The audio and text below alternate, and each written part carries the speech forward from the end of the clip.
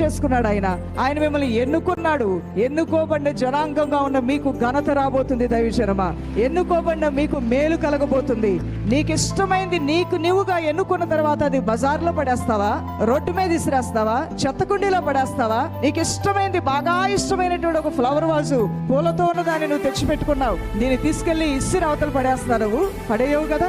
ఎందుకు కొనుక్కొచ్చుకున్నావు? విలువైన దీన్ని ఎక్కడో ఒక షోకేస్ లో పెట్టుకోవాలని తెచ్చుకున్నావు. దీన్ని ఇష్టపూర్వకంగా నీ డబ్బులు హెచ్చించి నువ్వు కొనుక్కున్నావు కాబట్టి ఒక మంచి స్థలంలో నీకు ఇష్టమైన దగ్గర పెట్టుకుంటావు, అవునా కాదా? పెట్టుకొని రోజు కూడా దాన్ని చూసి ఒకసారి రిలాక్స్ అవుతూ ఉంటావు. ఆహా, ఎంత బాగుందో, నాకు ఇష్టమైన దాన్ని నేను ఇక్కడ పెట్టుకున్నాను కదా అని. అదే రీతిగా లోకంలోంచి నీ దేవుడు నిన్ను ఎన్నుకుని, నీ కుటుంబంలోంచి కూడా నిన్ను ఎన్నుకుని, నిన్ను ప్రత్యేకపరచుకొని తన యొక్క అరచేతిలో నిన్ను చెక్కుకొని నిన్ను చూసుకుంటూ ఉన్నాడు నీ దేవుడు. దేవుని బిడ్డ, యేసయ్య తన అరచేతుల్లో నిన్ను నన్ను చెక్కుకున్నాడంట. అది యేసయ్య ప్రేమ అంటే.